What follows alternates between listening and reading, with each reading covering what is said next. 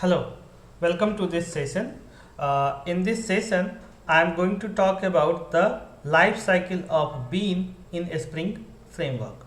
Now, in the previous video, I talked about the architecture of the architecture of the Spring framework. So, the architecture of the Spring framework look like this. These are basically individual module in the Spring framework, or you can say the functionality or the services supported by the Spring framework. So the core is basically the core functionality, and on the top of the core we have different functionality called aspect oriented programming, data accessing object relational mapping, Java EE means the enterprise edition, and web, that means the web MVC. So all the things, all these modules are supported by the Spring framework. Now the Spring framework is providing a container normally called the IOC container or the Spring container, which maintain the life cycle of individual component in the Spring. Now the component may be designed by the developer or supplied by the Spring framework itself. So all those components are managed by the IOC container. Now the object in the language of a Spring framework, what we say, an object whose life cycle is managed by the Spring container or the IOC container is called a bean. So the bean are such an object whose life cycle is maintained by the Spring framework. Now if the developer want that the life cycle of any object should not be maintained by the Spring framework, then it is possible. But in that case or in that scenario, the object is simply called an object. It is not called an bean. But a bean is a special kind of object whose life cycle is maintained by the Spring container. So when we talk about the life cycle, let's look at the life cycle. What is the life cycle of a particular bean? Now this life cycle is not at all related to a simple object. Okay, so the simple object may have different life cycle, but a life cycle for a bean is like this. First step is the instantiation. So the Spring container creates the instance of the class, or it actually brings the object into the main memory. So that part is called instantiation. Now after the instantiation, if there is any property available in that particular class, then the property will be set if the developer want to set the property. So the second step is populating the properties. So all the properties will be set. After that, every single bean in the container, in the Spring container obviously, will be assigned a name, and that is the third step. Now there is a special module in the container which actually maintains the life cycle of bean. So which particular I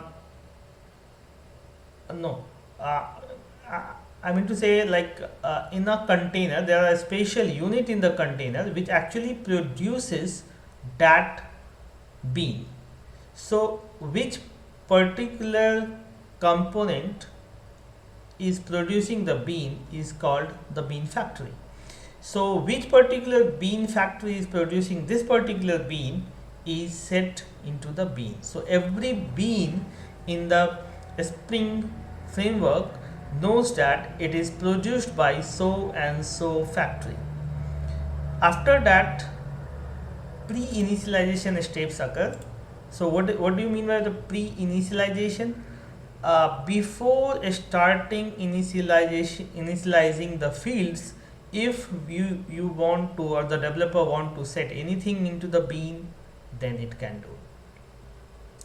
Now after property set, this method is called this pre-initialization, after property set, post initialization. These are like a life cycle method. These methods are called at some appropriate time in the life cycle of the bean. So if we talk about the pre-initialization, this method is just called before setting the values into the fields. After property set is called when all the properties of this bean is set. And then finally post initialization. The post initialization means after setting all the values in the field, if we want to take some step, then that will be taken here. And then finally the bean returns. That returns means the purpose of the bean is already solved, already done. Then the bean has nothing to do, it simply returned from the memory. So during this return thing, the garbage collector may collect this bean if there is no need of this of the bean requires. So if there is no need of the bean, in the software development, then that bean may be collected as a garbage. So this is the life cycle of a particular bean in the Spring container.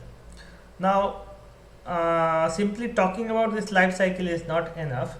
Let us see this life cycle through some programming stuff, so that each and every step will be very clear to the viewers.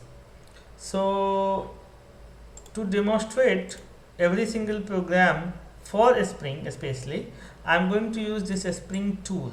Now this Spring tool is like an or based on Eclipse framework, Eclipse platform basically, but it is provided by Spring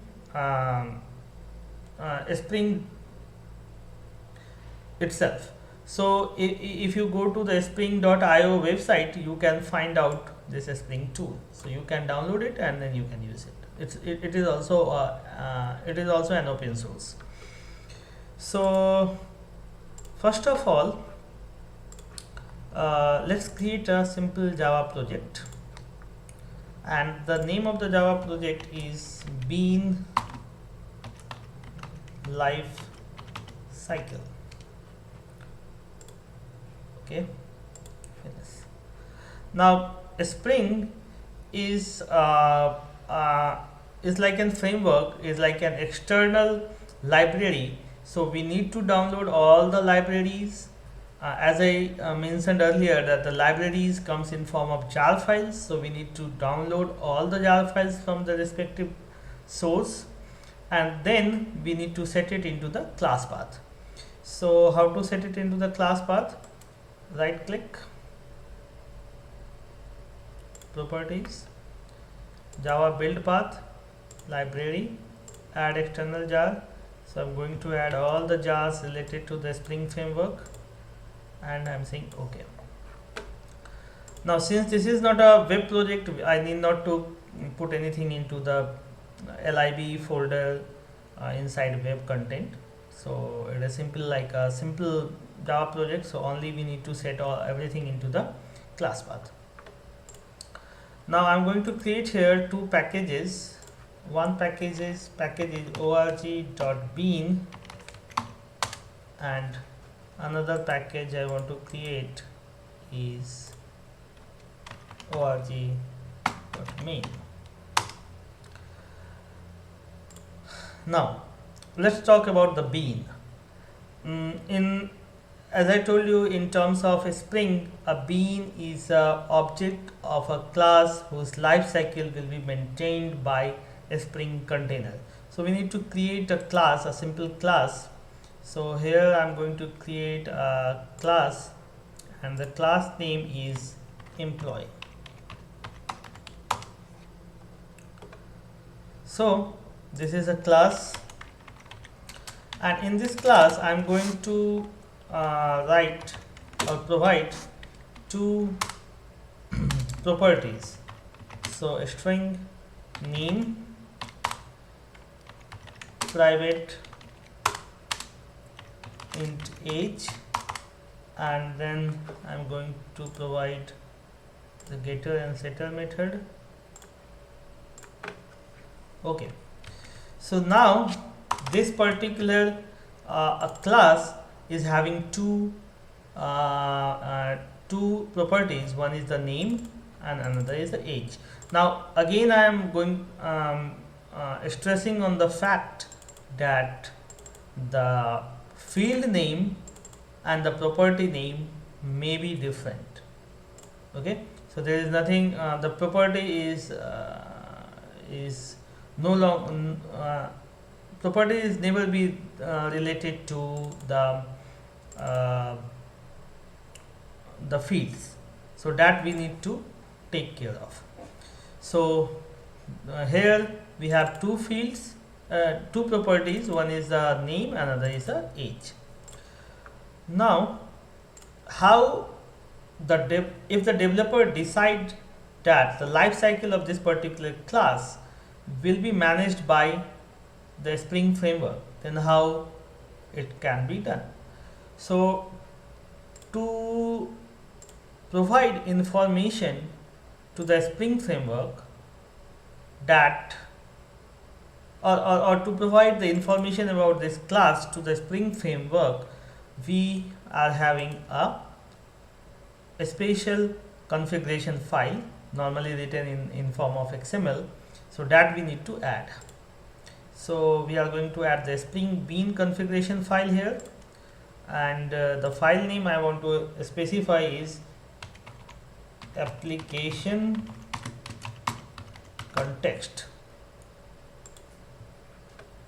So this is an application context.xml. This is a kind of XML file. This is a XML file basically, and if we write anything inside this, then a Spring framework will take care of it.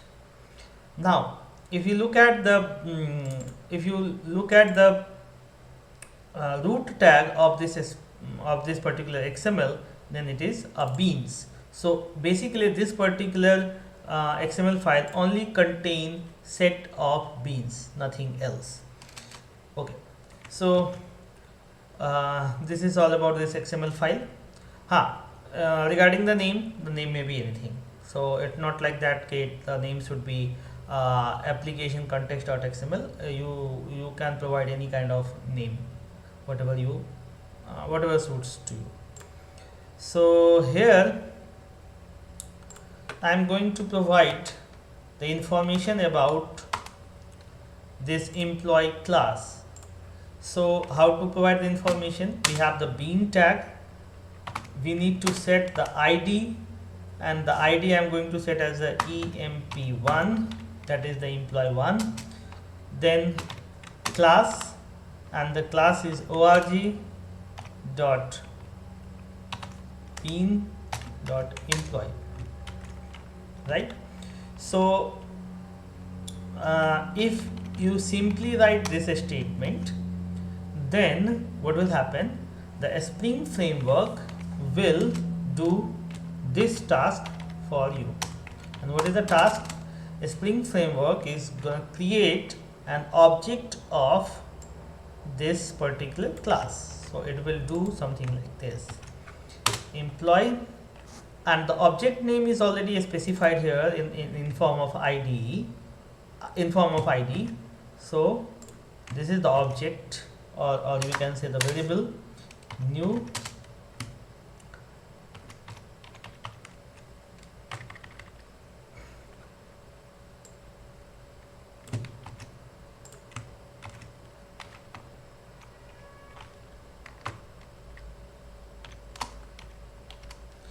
Now if you this thing will be done by the Spring framework. for you. So you are not going to, or the developer is not going to write any single line of code. It only need to specify the thing into the it only need to specify the bean into this configuration file, and then this will be done by the Spring Framework itself. Now here one thing should be noted down very carefully, that the Spring Framework is going to use going to use only the default constructor. Sorry. So that is the requirement. If a particular class doesn't have a default constructor, then the Spring container is not able to create the object. So that is the primitive requirement. We need to take care of that. So that is this. Now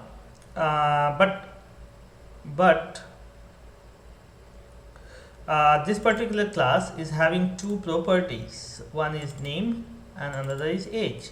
So if we want to set the value for these two properties, then we can set here like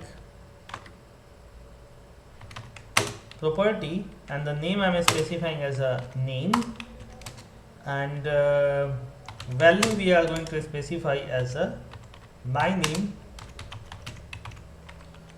And again for the another property, the property name is the age, and the value which I am going to set here is 32. Okay, so when the Spring Framework is going to create the object of this class, then what happens if we are setting this property? So the Spring Framework actually do this thing.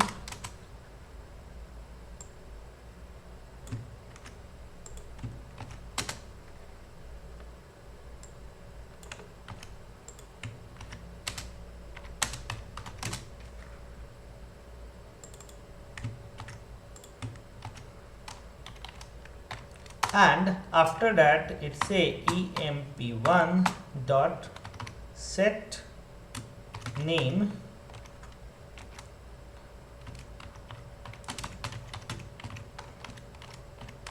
and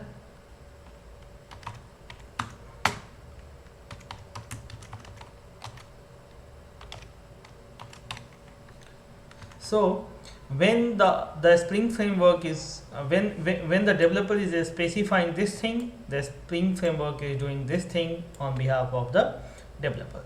So developer need not to write these codes, only it is going to set everything into the properties file.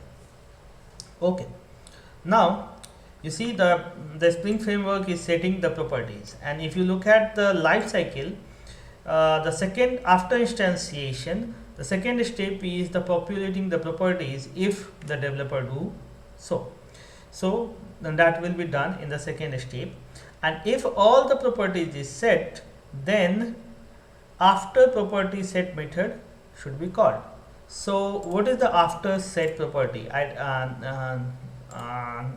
Nowhere it is defined. So how to set this after set property? We need to write implement initializing bean. We need to implement this interface, and this interface is having one method after property set.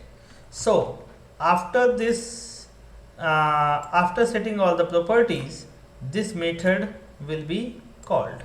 So let's see whether this is happening or not. So we are going to print a message system.out.println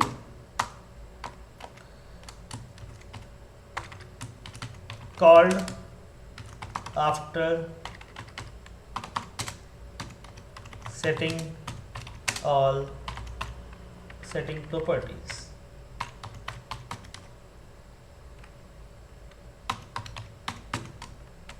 Okay, so this method will be called by the container. This is not called by the developer, but yes, developer is setting these properties, and then after setting these properties, this particular method will be called automatically. Now, so we are having this XML file. Now I am going to write one class. The name of the class is main, and that main is having the main method. Okay. Now let's start with the try catch block.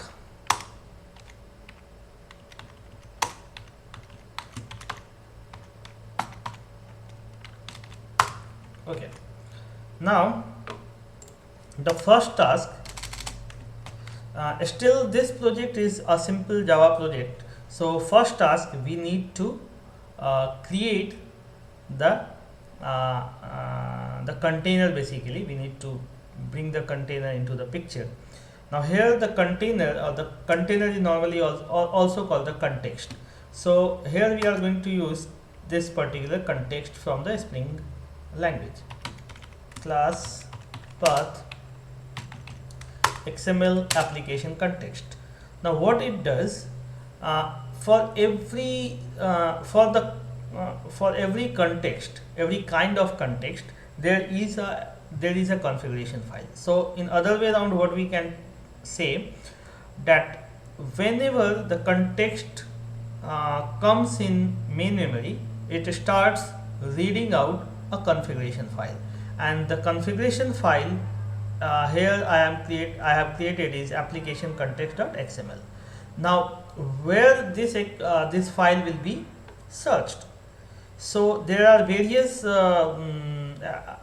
various context available, and this class path XML application context is one of them. What it does, it search the XML file into the class path. So it is not going beyond the class path to search out the XML file. It only search the configuration file into the class path, and that is why I put this XML file into this org.main package. So whenever this application this class path XML application context it start searching out this this configuration file, then it will find it because it is inside the class path. Now let's create the object of this particular class. New class path. Okay, and then we are going to specify where is that configuration file. So let's write it down in the next line, and it is org/main/application context.xml. Okay, so it will search in this class path. So what exactly we are doing here? So just a minute. So what we have done here,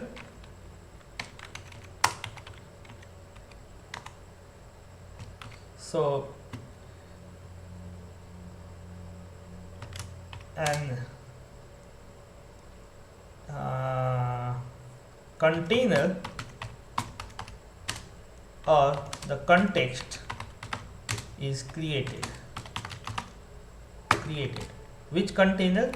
IOC container is created, and configuration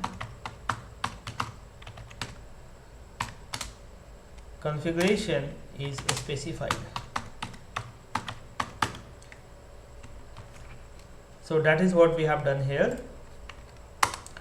So after providing this configuration file, what this context does, or what this container does, it starts reading this this particular file, and whatever bean is specified in this particular file, whatever bean is available here, the life cycle of that particular bean will be managed by this container. Okay, so this is what we have done. Now uh, let's get the bean or the object created by this Spring framework. So now one thing should be clear. When this container comes in picture, or this container comes in main memory, it reads out this XML file, and after reading this XML file, it starts creating it start managing these the life cycle of this bean. So the bean will be instantiated first, so that instance is available to the developer. So how the developer will get that get the instance of that particular object? It will do something like this: employee emp equal to application context dot get bean. Now which bean? The beans can be get from the from this container. So how to get? By using this get bean. It requires two parameters. One is the name of the bean. So the name of the bean we have specified as an emp1, so we need to supply that. And the second thing is what kind of bean it is, what kind of class it is. So we need to specify employee dot class, and that's all. So what happens if we write this statement? When we write this statement, at that time the container is going to do this stuff. Now since this container is going to maintain the life cycle of this particular bean, so that means the container, after setting the property, the container is going to call this method. So let's see. I am not going to call anything. I am not going to call this set name or get name, whatever, but the container is already done that thing. So let's see whether this particular method after property is set is called or not. So we need to go run as this Java application. It is searching for the mean, so it find out lot of mean. Here I am going to use this one. See the called after setting properties. So the instance is created, and then the second step is populating the property. That step is done, and once all the properties are set, the container is going to call this after properties set method. Now okay, now before calling this method, if you look at the life cycle, it is going to call the pre-initialization. So what is the pre-initialization? So we have a method called public, but before going for the pre-initialization part, why not we test out whether the set method is actually called or not. So let's print out system dot out dot println,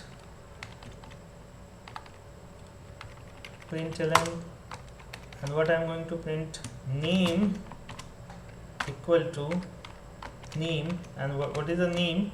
I just want to get the name from the employee object. So get name, same thing I can get the age also. So get age.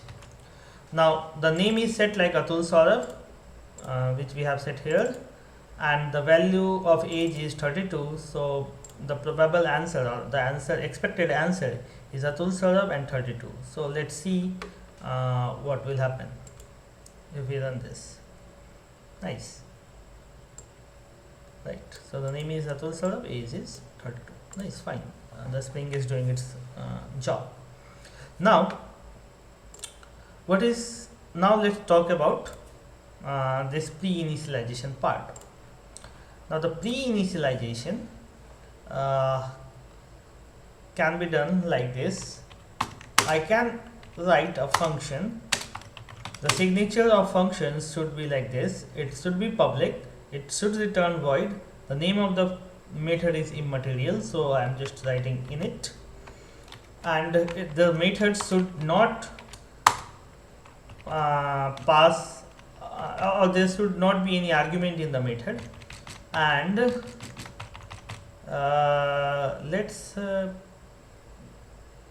let's simply call system dot out dot println before initialization.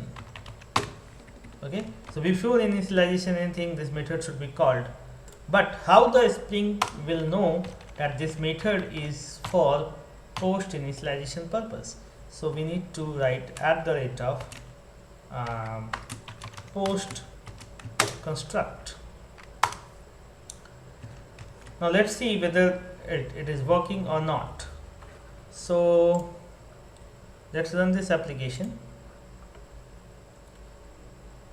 From the output it is very clear that this post construct or it should be pre construct.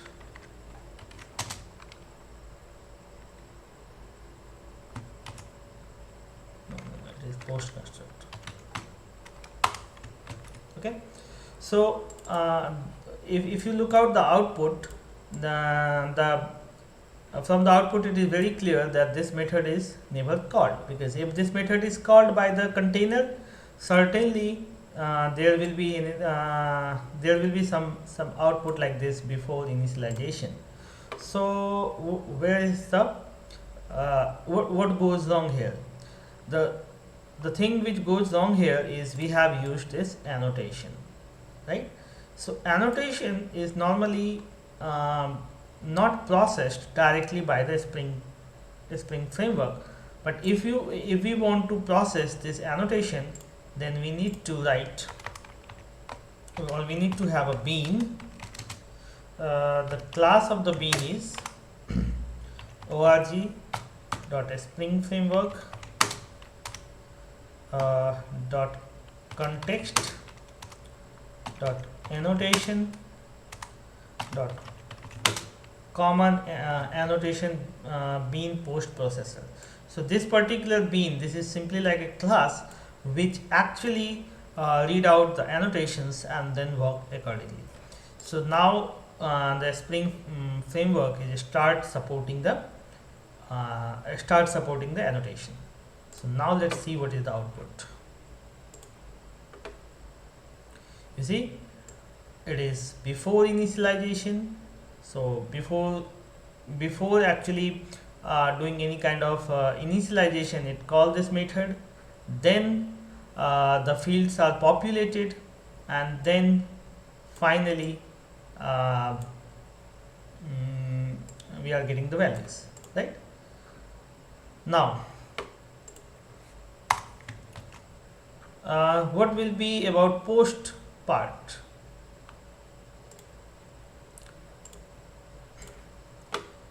So when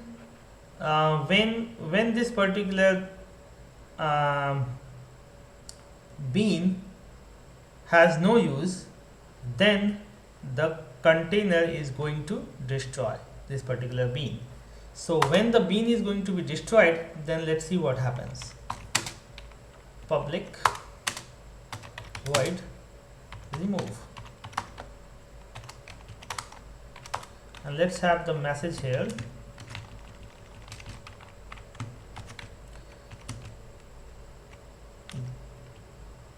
Before garbage collection, and this is something like the post construct, so it will call after the construction, but when the bean has no use at all, then the bean should be destroyed, and when the bean should be destroyed, this method should be called before destruction. So what we write here, pre destroy. So let's see whether this method is called before destruction or not. Let's call it. No. If we look at the output, this method is not called because there is no message called before garbage collection. Now why this is so? Actually, the bean in the Spring framework is destroyed only if the container is going to be destroyed. So if we are going to close the container or we are going to destroy the container, then that method will be called. Let's see, application context dot close. So if we are going to close the container, then the container is going to remove all the beans from the main memory. At that time, this method will be called. Right? So let's see. Fine. So initialization, populating the properties, printing out the properties, fine, and then this particular container is closed. So before closing, it is going to call this remove method so that the beans should be destroyed successfully from the main memory. So this is what the life cycle of a bean in a Spring framework. Now there is one more thing which I want to emphasize here. There is a method called disposable bean. Disposable bean. Now this disposable bean, if we don't want to use this pre-destroy method using the annotation, then there is another way to do this, is like this. We have the remove, we have the destroy method, destroy, and then we have the same message here.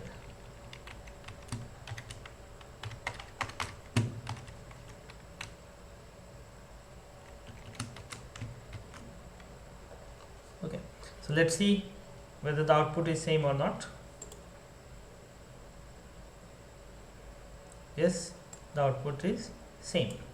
So if we are not going to process any annotation, then we have the initialization bean and the disposable bean. And if we have if we want to process the annotation, then we have the pre-destroy, post-construct annotations available. Fine. So that's all for this session. In the next session, we will talk about database connectivity through the through this Spring framework. Thank you for watching this video.